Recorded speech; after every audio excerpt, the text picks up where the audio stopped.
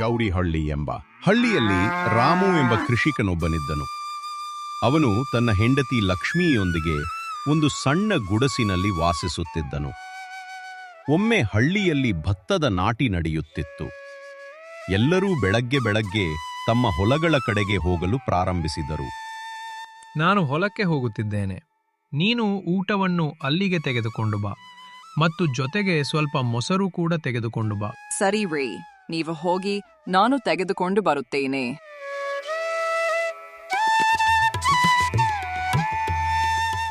ರಾಮು ತನ್ನ ಹೊಲಕ್ಕೆ ತಲುಪುತ್ತಾನೆ. ಅವನು ಕೆಲಸ ಮಾಡುತ್ತಿರುವಾಗಲೇ ಹೊಲಗಳಲ್ಲಿ ಇಬ್ಬರು ಜನರು ಬರುತ್ತಾರೆ. ಅವರಲ್ಲಿ ಒಬ್ಬನು ಛತ್ರಿಯನ್ನು ಹಿಡಿದುಕೊಂಡು ನಡೆಯುತ್ತಿದ್ದನು. ಮುಖ್ಯಸ್ಥ ಅಮರಪ್ಪ ಮತ್ತು ಅವನ ಕೆಲಸದ ವ್ಯಕ್ತಿ ಚಂದ್ರು. ಮಲಿಕ್ರೆ, ಇದು ರಾಮು. ಪ್ರತಿ ವರ್ಷ ಇದರ ಉತ್ತಮ ಬೆಳೆ ಬರುತ್ತದೆ. ನಾನು ಇವನಿಗೆ ಹೇಳುತ್ತೇನೆ, 8 ಚೀಲಗಳ ಧಾನ್ಯಕ್ಕಾಗಿ ಹೇಳೋಣ. ಬಡವನು 2 ಪೈಸೆ ಗಳಿಸಿದರೆ ನಮಗೆ ಸ್ವಲ್ಪ ಪುಣ್ಯ ಸಿಗಬಹುದು. ಸರಿ ಚಂದ್ರು, ನೀನು ಹೋಗಿ ಇವನಿಗೆ ಹೇಳು. ಅರೆಯೋ ರಾಮು, ಕೇಳು. ಏನ್ ಸಂಗತಿ ಚಂದ್ರೋರ್ಣ?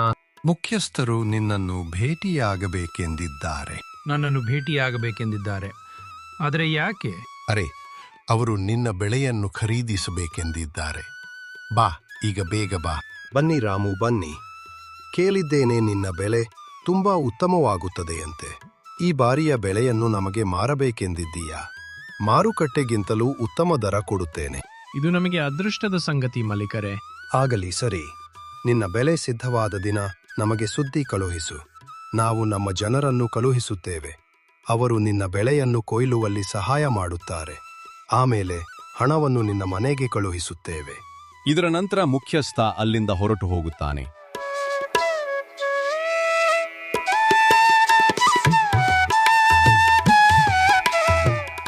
ಮತ್ತು ರಾಮು ಮತ್ತೆ ತನ್ನ ಹೊಲದಲ್ಲಿ ಕೆಲಸ ಮಾಡಲು ಪ್ರಾರಂಭಿಸುತ್ತಾನೆ. ಅಷ್ಟರಲ್ಲಿ ಲಕ್ಷ್ಮಿ ಅಲ್ಲಿಗೆ ಊಟವನ್ನು ತೆಗೆದುಕೊಂಡು ಬರುತ್ತಾಳೆ.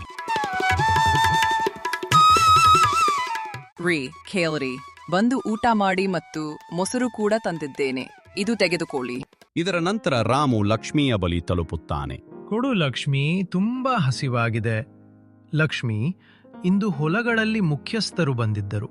ತಿಳಿದಿದೆಯಾ ಅವರು ಹೇಳಿದ್ದು? ಈ ಬಾರಿ ಅವರು ನಮ್ಮ ಬೆಳೆಯನ್ನು ಖರೀದಿಸುತ್ತಾರೆ ಮತ್ತು ಮಾರುಕಟ್ಟೆಗಿಂತ ಉತ್ತಮ ದರ ಕೊಡುತ್ತಾರೆ.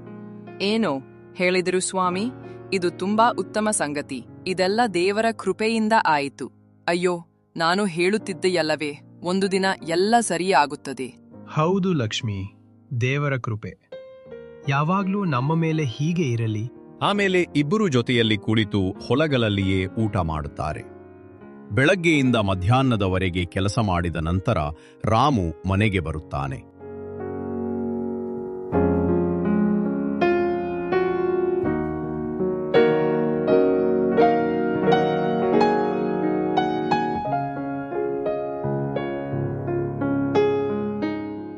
ಲಕ್ಷ್ಮಿ, ತರಕಾರಿಗಳನ್ನು ಮಾರುಕಟ್ಟೆಯಲ್ಲಿ ಮಾರಿ ಬರುತ್ತೇನೆ, ಸರಿಯೇ? ಕೇಳಿಸಿತು ಸ್ವಾಮಿ, ನೀವು ಸಮಯಕ್ಕೆ ಮನೆಗೆ ಬನ್ನಿ, ರಾತ್ರಿ ಆಗುವ ಮುನ್ನ. ಮಾರುಕಟ್ಟೆಯಲ್ಲಿ ತರಕಾರಿಗಳನ್ನು ಮಾರಿದ ನಂತರ ರಾಮುಗೆ ವೃದ್ಧ ಮಹಿಳೆ ಕಾಣಿಸುತ್ತಾಳೆ. ಅವಳು ಮೀನುಗಳನ್ನು ಮಾರುತ್ತಿದ್ದರು. ಮೀನುಗಳನ್ನು ಹೇಗೆ ಕೊಡುತ್ತೀರಿ ಅಮ್ಮ? ಮಗನೇ ರಾಮು, ಭಗವಂತನ ಕೃಪೆಯಿಂದ ಇಂದು ನೀನು ನನ್ನ ಅಂಗಡಿಗೆ ಬಂದಿದ್ದೀಯ. ಈಗ ಸಂಜೆಯೂ ಆಗುತ್ತಿದೆ ಮತ್ತು ನನಗೆ ಮನೆಗೂ ಹೋಗಬೇಕು. ಒಂದು ಕೆಲಸ ಮಾಡು, 100 ರೂಪಾಯಿಗೆ ನೀನು ಈ 2 ಮೀನುಗಳನ್ನು ತೆಗೆದುಕೋ. ಇದು ತೆಗೆದುಕೊಳ್ಳಿ ಅಮ್ಮ, 100 ರೂಪಾಯಿ. ಇಂದು ಲಕ್ಷ್ಮಿಗೆ ಹೇಳುತ್ತೇನೆ, ಸಂಜೆಗೆ ಮೀನಿನ ಸಾರು ಮಾಡಲು. ಮನೆಗೆ ತಲುಪಿ ರಾಮು ಹೇಳಿದನು, ಅರೆಯೋ ಲಕ್ಷ್ಮಿ, ಎಲ್ಲಿದ್ಯಾ? ಇದು ತೆಗೆದುಕೋ, ಮೀನು ತಂದಿದ್ದೇನೆ. ಇಂದು ಸಂಜೆಗೆ ಮೀನಿನ ಸಾರು ಮಾಡು. ಇವತ್ತಿನ ಮೀನು ತುಂಬಾ ಚೆನ್ನಾಗಿ ಇದೆ. ಹೌದು ಸ್ವಾಮಿ, ಸರಿ. ನಾನು ಊಟ ಮಾಡಲು ಪ್ರಾರಂಭಿಸುತ್ತೇನೆ. ಅಷ್ಟರಲ್ಲಿ ನೀವು ಕೈ ಮುಖ ತೊಳೆದುಕೊಡಿ. ಸರಿ ಲಕ್ಷ್ಮಿ.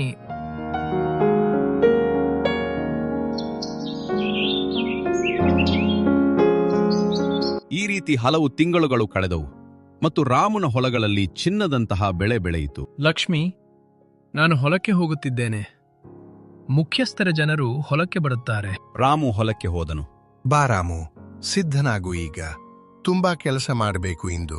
ಅಷ್ಟರಲ್ಲಿ ಮುಖ್ಯಸ್ಥರ ಜನರು ಅಲ್ಲಿಗೆ ತಲುಪುತ್ತಾರೆ. ಬನ್ನಿ, ಬೇಗ ಬೇಗ ಕೆಲಸಕ್ಕೆ. ಎಲ್ಲರಿಗೂ ಮಾಲೀಕರು ಹೇಳಿದ್ದಾರೆ. ಎಲ್ಲ ಬೆಳೆಗಳನ್ನು ಕೊಯ್ದು ರಾಮುನ ಮನೆಗೆ ತಲುಪಿಸಿ. ಎಲ್ಲರೂ ಜೊತೆಯಾಗಿ ಬೆಳೆಯನ್ನು ಕೊಯ್ದರು ಮತ್ತು 8 ಚೀಲಗಳನ್ನು ಸಿದ್ಧಪಡಿಸಿದರು. ಅಷ್ಟರಲ್ಲಿ ಅಲ್ಲಿಗೆ ಲಕ್ಷ್ಮಿಯೂ ಬರುತ್ತಾಳೆ. ಅರೆ, ಇದೇನು ಇಷ್ಟು ಬೇಗ ಕೆಲಸವೂ ಆಯ್ತು? ಇದರ ನಂತರ ಎಲ್ಲರೂ ಜೊತೆಯಾಗಿ ಚೀಲಗಳನ್ನು ರಾಮುನ ಮನೆಗೆ ತಲುಪಿಸಿದರು. ಬಾ ರಾಮು, ಈಗ ನಾವು ಹೋಗುತ್ತೇವೆ. ನಾಳೆ ನಾವೆಲ್ಲ ಬಂದು ಈ ಚೀಲಗಳನ್ನು ಸೇಠನ ಮನೆಗೆ ತೆಗೆದುಕೊಂಡು ಹೋಗುತ್ತೇವೆ. ಬನ್ನಿ, ಇಂದಿನ ಕೆಲಸ ಮುಗಿಯಿತು. ಅವನು ಎಲ್ಲ ಚೀಲಗಳನ್ನು ಒಂದು ಕೋಣೆಯಲ್ಲಿ ಇಟ್ಟು ನಿದ್ರೆಗೆ ಹೋದನು. ಅಷ್ಟರಲ್ಲಿ ಮಧ್ಯರಾತ್ರಿಯಲ್ಲಿ ರಾಮನ ಮನೆಯ ಹೊರಗೆ ಕೆಲವು ಕಳ್ಳರು ಬರುತ್ತಾರೆ. ನನ್ನ ಮಾತನ್ನು ಗಮನದಿಂದ ಕೇಳು.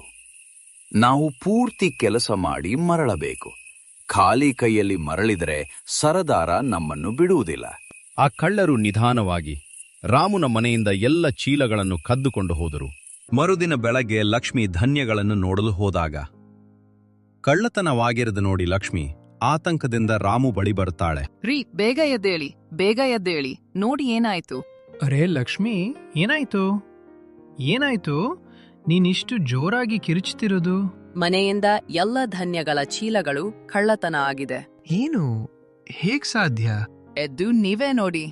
ಹೇ ಭಗವಂತ, ಹೇಗೆ ಆಯ್ತು? ಇದು ಏನಾಯ್ತು ನನ್ನೊಂದಿಗೆ? ಹೇ ದೇವರೇ, ನಾನು ಎಂದೂ ಯಾರರ ಕೆಟ್ಟದ್ದು ಬಯಸಲಿಲ್ಲ. ಈಗ ಇದೆಲ್ಲ ನನ್ನೊಂದಿಗೆಯೇ ಯಾಕೆ? ಚಿಂತಿತನಾಗಿ ರಾಮು ಮನೆಯ ಹೊರಗೆ ಕುಳಿತನು. ಅಷ್ಟರಲ್ಲಿ ಅಲ್ಲಿಗೆ ಚಂದ್ರು ಬಂದನು. ಅರೆ ರಾಮು, ಚೀಲಗಳು ಸಿದ್ಧವಿವೆಯೇ? ನಿನ್ನೆ ರಾತ್ರಿಯೇ ನನ್ನ ಮನೆಯಿಂದ ಎಲ್ಲ ಚೀಲಗಳು ಕಳ್ಳತನ ಆಗಿದೆ. ಇದು ಏನು ಹೇಳುತ್ತಿರುವೆ ರಾಮು? ಇಲ್ಲವಾದರೆ ಮುಖ್ಯಸ್ಥರು ಕೋಪಗೊಳ್ಳಬಹುದು. ನೀನು ಅವರ ಕೋಪವನ್ನು ತಿಳಿದಿದ್ದೀಯಾ? ಆದರೂ ಅವರೊಂದಿಗೆ ಮಾತನಾಡಬೇಕು. ಬಾ, ಈಗ ನನ್ನೊಂದಿಗೆ. ರಾಮು ಚಂದ್ರುನೊಂದಿಗೆ ಅಮರಪ್ಪನ ಮನೆಗೆ ಹೋದನು. ಏನಾಯ್ತು ರಾಮು? ನೀವು ಇಲ್ಲಿ ಖಾಲಿ ಕೈಯಲ್ಲಿ ಯಾಕೆ ಬರುತ್ತಿದ್ದೀರಿ? ಮುಖ್ಯಸ್ಥರೇ, ನಿನ್ನೆ ನನ್ನ ಮನೆಯಿಂದ ಎಲ್ಲ ಚೀಲಗಳು ಕಳ್ಳತನ ಆಗಿದೆ. ಬೆಳಗ್ಗೆ ನಾವು ನೋಡಿದಾಗ ಧಾನ್ಯದ ಎಲ್ಲ ಚೀಲಗಳು ಕಾಣೆಯಾಗಿದ್ದವು. ಇದು ಏನು ಹಾಸ್ಯ ರಾಮು? ನೀನು ಬೇರೆಯವರಿಗೆ ಕಳುಹಿಸಿ ನನ್ನ ಬಳಿ ಬಂದು ಸುಳ್ಳು ಹೇಳುತ್ತಿರುವೆಯಾ? ಇಲ್ಲ ಇಲ್ಲ ಮುಖ್ಯಸ್ಥರೇ, ಒಂದೇ ಹಳ್ಳಿಯಲ್ಲಿ ವಾಸಿಸಬೇಕು. ನಾವು ಎಲ್ಲರನ್ನು ಸುಳ್ಳು ಹೇಳಿ ಎಷ್ಟು ದಿನ ಉಳಿಯಬಲ್ಲೆ? ಸರಿ, ಆದರೆ ನನಗೆ ತಿಳಿದರೆ ನೀನು ಬೇರೆಯವರಿಗೆ ಮಾರಿದ್ದರೆ ಆಗ ನೋಡು ನಾನು ನಿನ್ನೊಂದಿಗೆ ಏನು ಮಾಡುತ್ತೇನೆ. ಕೆಲವು ದಿನಗಳವರೆಗೆ ರಾಮು ಮತ್ತು ಲಕ್ಷ್ಮಿ ತುಂಬಾ ಉದಾಸರಾಗಿದ್ದರು. ತರಕಾರಿಗಳನ್ನು ಮಾರಿ ಮನೆಯಲ್ಲಿ ಹಣ ಬರುತ್ತದೋ ರಾಮು ಅವುಗಳನ್ನು ತುಂಬಾ ಸಂಭಾಳಿಸಿ ಖರ್ಚು ಮಾಡುತ್ತಿದ್ದನು. ಒಂದು ದಿನ ರಾಮು ಊಟಕ್ಕೆ ಕುಳಿತನು ಮತ್ತು ಲಕ್ಷ್ಮಿಯು ಅವನ ಬಳಿಯೇ ಕುಳಿತಿದ್ದಳು. ಎಷ್ಟು ದಿನಗಳಾದವು ನಮಗೆ ಈ ರೀತಿ ತರಕಾರಿಗಳನ್ನು ಮಾರಿ ಜೀವನ ಮಾಡೋದು. ಆದರೂ ನಮ್ಮ ಮನೆ ಜೀವನ ಕೇವಲ ತರಕಾರಿಗಳನ್ನು ಮಾರಿ ನಮ್ಮ ಜೀವನ ಆಗಲಾರದು. ಮೊದಲು ನಾವು ಧಾನ್ಯ ಮಾರಿ ನಮ್ಮ ಜೀವನ ಮಾಡುತ್ತಿದ್ದೆವು. ಅದರಿಂದ ವರ್ಷ ಪೂರ್ತಿ ನಮ್ಮ ಖರ್ಚು ಆಗುತ್ತಿತ್ತು. ಆದರೆ ಈಗ ನಮಗೆ ಮುಂದಿನ ಬೆಳೆ ಪಕ್ವವಾಗುವವರೆಗೆ ಎದುರು ನೋಡಬೇಕು. ನೀವು ಹೇಳಿ, ನಾ ಹೇಗೆ ಮನೆ ನಡೆಸಲಿ? ನನಗೆ ಗೊತ್ತು, ಆದ್ರೆ ನಾನೇನ್ ಮಾಡ್ಲಿ? ನನಗೇನೂ ಅರ್ಥವಾಗ್ತಿಲ್ಲ. ರಾಮು ತಟ್ಟೆಯಲ್ಲಿ ಇಟ್ಟ ಉಪ್ಪಿನಕಾಯಿಯನ್ನು ರೊಟ್ಟಿಯೊಂದಿಗೆ ತಿನ್ನುತ್ತಾನೆ. ಅರೆ ಲಕ್ಷ್ಮಿ, ಈ ಉಪ್ಪಿನಕಾಯಿ ಎಲ್ಲಿಂದ ತಂದೆ? ಈ ಉಪ್ಪಿನಕಾಯಿ ನಾನು ಮನೆಯಲ್ಲಿ ಮಾಡಿದ್ದೇನೆ. ಅರೆ ವಾ ಲಕ್ಷ್ಮಿ, ಈ ಉಪ್ಪಿನಕಾಯಿಯೇ ನಮ್ಮ ಸಮಸ್ಯೆಯ ಸಮಾಧಾನವಾಗಿದೆ. ನನ್ನ ಮಾತನ್ನು ಗಮನದಿಂದ ಕೇಳು. ನೀನು ಉಪ್ಪಿನಕಾಯಿ ಮಾಡು ಮತ್ತು ನಾನು ಜನರ ಮನೆ ಮನೆಗೆ ಹೋಗಿ ಉಪ್ಪಿನಕಾಯಿ ಮಾಡುತ್ತೇನೆ. ಮೊದಲು ನಾವು ಜನರಿಗೆ ಉಪ್ಪಿನಕಾಯಿಯ ರುಚಿ ತಿನ್ನಿಸುತ್ತೇವೆ. ಅವರಿಗೆ ಇಷ್ಟವಾದರೆ ಅವರು ಖಂಡಿತ ಖರೀದಿಸುತ್ತಾರೆ. ಮರುದಿನದಿಂದ ಲಕ್ಷ್ಮಿ ಉಪ್ಪಿನಕಾಯಿ ಮಾಡಲು ಪ್ರಾರಂಭಿಸಿದರು ಮತ್ತು ಎಲ್ಲವನ್ನು ಡಬ್ಬಿಗಳಲ್ಲಿ ಪ್ಯಾಕ್ ಮಾಡಿದಳು ಮತ್ತು ರಾಮು ಉಪ್ಪಿನಕಾಯಿಯನ್ನು ಗಾಡಿ ಮೇಲೆ ಇಟ್ಟು ಹೊರಟನು. ಮನೆಯಲ್ಲಿ ಯಾರಾದರೂ ಇದ್ದೀರಾ ಅಕ್ಕ?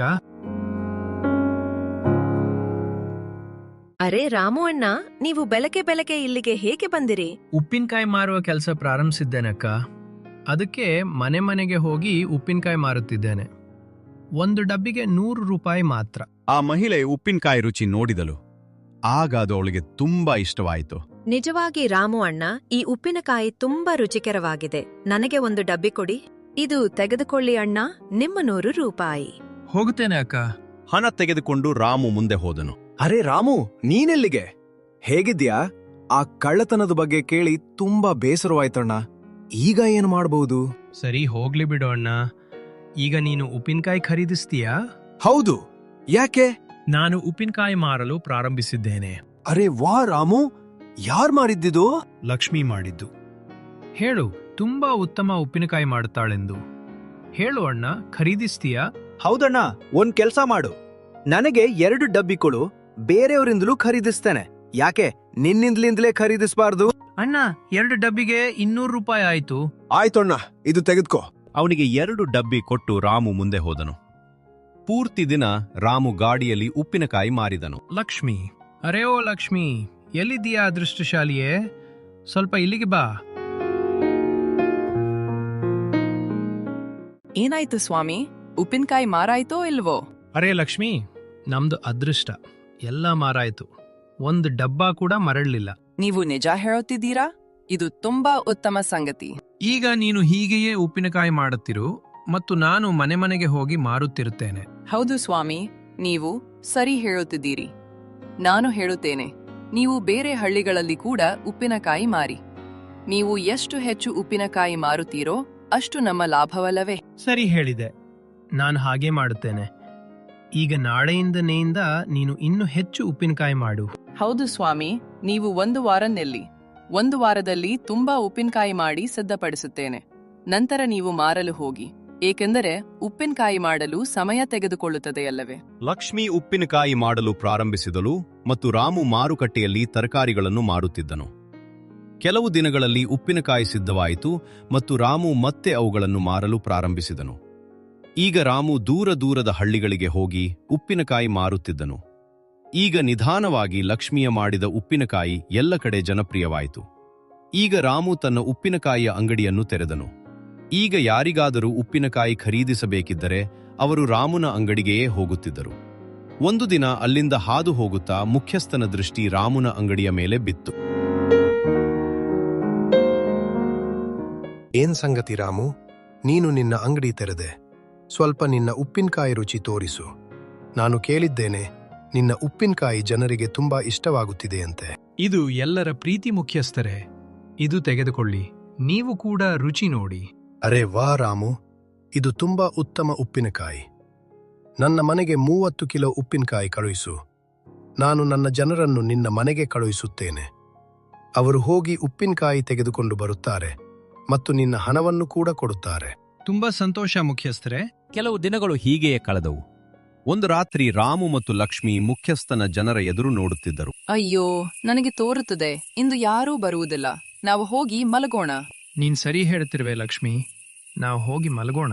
ಆಮೇಲೆ ಇಬ್ಬರು ನಿದ್ರೆ ಮಾಡಿದರು. ಮರುದಿನ ರಾಮು ಮತ್ತು ಲಕ್ಷ್ಮಿ ಎದ್ದಾಗ ಮನೆಯಲ್ಲಿ ಮತ್ತೆ ಕಳ್ಳತನ ಆಗಿತ್ತು. ಈ ಬಾರಿ ಉಪ್ಪಿನಕಾಯಿಯ ಕಳ್ಳತನ ಆಯಿತು. ರೀ, ಮನೆಯಲ್ಲಿ ಮತ್ತೆ ಕಳ್ಳತನ ಆಗಿದೆ. ಯಾರೋ ನಮ್ಮಿಟ್ಟ ಎಲ್ಲ ಉಪ್ಪಿನಕಾಯಿ ಕದ್ದುಕೊಂಡಿದ್ದಾರೆ. ರಾಮು ಬೇಗ ಎದ್ದು ಅಲ್ಲಿಗೆ ಹೋದನು. ಇದೆಲ್ಲ ನೋಡಿ ರಾಮು ತುಂಬಾ ನಿರಾಶನಾದನು. ಹೇ ಭಗವಂತ, ಇದು ಏನಾಯಿತು ಲಕ್ಷ್ಮಿ? ನಾನು ಮುಖ್ಯಸ್ಥರಿಗೆ ಮಾತನಾಡ್ತೇನೆ. ಎಲ್ಲಾದ್ರೂ ಬೇರೆಯಿಂದ ಅವರಿಗೆ ತಿಳಿದ್ರೆ ಕೋಪ ಮಾಡ್ತಾರೆ. ರಾಮು ಮುಖ್ಯಸ್ಥನ ಮನೆಗೆ ಹೋದನು. ಮುಖ್ಯಸ್ಥರೇ, ಈ ಬಾರಿ ಮತ್ತೆ ನಾವು ನಿಮಗಾಗಿ ಸಿದ್ಧಪಡಿಸಿದ ಉಪ್ಪಿನಕಾಯಿ ಕಳ್ಳತನ ಆಗಿದೆ. ಏನು? ಇದು ಯಾವಾಗ್ಲೂ ನನ್ನೊಂದಿಗೆ ಏಕೆ ಆಗುತ್ತದೆ? ನಾನು ಯಾವಾಗ್ಲೂ ನಿನ್ನಿಂದ ಏನಾದರೂ ಕೇಳಿದ್ರೆ ಅದು ನಿನ್ನ ಮನೆಯಿಂದ ಏಕೆ ಕದ್ದು ಹೋಗುತ್ತದೆ? ನೀವೇ ನೋಡಿ ಮುಖ್ಯಸ್ಥರೇ, ನೀವೇ ಯೋಚಿಸಿ ನೋಡಿ. ನಾನು ನಿಮ್ಮೊಂದಿಗೆ ದ್ವೇಷ ಏಕೆ ತೆಗೆದುಕೊಳ್ಳುತ್ತೇನೆ? ನೀವು ಚಿಂತೆ ಮಾಡಬೇಡಿ, ನಾನು ಮತ್ತೆ ನಿಮಗಾಗಿ 30 ಕಿಲೋ ಉಪ್ಪಿನಕಾಯಿ ಸಿದ್ಧಪಡಿಸುತ್ತೇನೆ. ಸರಿ, ಆದ್ರೆ ಈ ಬಾರಿ ಏನಾದರೂ ಆದ್ರೆ ಸುಮ್ಮನೆ ಇರುವುದಿಲ್ಲ. ರಾಮು ತನ್ನ ಮನೆಗೆ ಹೋದನು ಮತ್ತು ಚಿಂತೆಯಲ್ಲಿ ಮುಳುಗಿದನು. ಈ ಬಾರಿ ರಾಮು ತುಂಬಾ ಡಬ್ಬಿಗಳನ್ನು ಒಟ್ಟಿಗೆ ಇಟ್ಟು ನಿದ್ರೆಗೆ ಹೋದನು. ರಾತ್ರಿ ಕಿರುಚುವ ಶಬ್ದ ಬಂತು. ಅರೆ ಇದೇನ್ ಮಾರಿದೆ ಯಾರೋ? ಬೀಳಿಸಿದ್ರು ನಮ್ಮನ್ನು. ನೀರು, ಅರೆ ಯಾರಾದ್ರೂ ನೀರ್ ಕೊಡಿ ನಮ್ಗೆ, ನನ್ನ ಕಣ್ಣುಗಳು ಸುರುತ್ತಿವೆ. ರಾಮು ಹೋಗಿ ನೋಡಿದನು. ಅಲ್ಲಿ ಅವನು ಉಪ್ಪಿನಕಾಯಿಯ ಡಬ್ಬಿಗಳನ್ನು ಇಟ್ಟಿದ್ದನು. ಆಗ ಎಲ್ಲ ಕಳ್ಳರು ನೋವಿನಿಂದ ಕಿರುಚುತ್ತಿದ್ದರು. ನೀರು ಕೊಡಿ, ಯಾರಾದ್ರೂ ನೀರು ಕೊಡಿ ನಮಗೆ, ನನ್ನ ಕಣ್ಣುಗಳು ಸುಡುತ್ತಿವೆ. ಈಗ ಬುದ್ಧಿ ಬಂತ ನಿಮ್ಗೆ. ಜನಗಳ ಮನೆಯಲ್ಲಿ ಕಳ್ಳತನ ಮಾಡುವ ಅಭ್ಯಾಸವೇ ಆಗಿತ್ತು. ಏನ್ ಸಿಗುತ್ತಿತ್ತು ನಿಮ್ಗೆಲ್ಲ? ಇದೆಲ್ಲ ನಾವು ನಮ್ಮ ಇಚ್ಛೆಯಿಂದ ಮಾಡುತ್ತಿಲ್ಲ. ಇದೆಲ್ಲ ನಾವು ಚಂದ್ರುನ ಹೇಳಿಕೆಯ ಮೇಲೆ ಮಾಡಿದ್ದು. ಏನ್ ಹೇಳಿದೆ ನೀನು? ಚಂದ್ರು, ಅರೆ ಅವನಿಗೆ ಏನ್ ಅಗತ್ಯ ಬಿತ್ತು? ಅದು ನನಗೆ ಗೊತ್ತಿಲ್ಲ. ನಮ್ಮನ್ನು ಕ್ಷಮಿಸಿ. ಪೊಲೀಸನ್ನು ಕರೀಬೇಡಿ. ಸರಿ, ನಾನು ಪೊಲೀಸನ್ನು ಕರೆಯೋದಿಲ್ಲ. ಆದರೆ ನನ್ನ ಒಂದು ಷರತ್ತು ಇದೆ. ನೀವು ಹಳ್ಳಿಯಲ್ಲಿ ಮತ್ತೆ ಕಳ್ಳತನ ಮಾಡಿದರೆ ನಾನು ಚಂದ್ರುನಿಂದ ಸಾಕ್ಷ್ಯ ಕೊಡಿಸಿ ನಿಮ್ಮೆಲ್ಲರನ್ನು ಜೈಲಿಗೆ ಹಾಕಿಸುತ್ತೇನೆ. ಕಳ್ಳತನ ಮಾಡುವುದಿಲ್ಲ.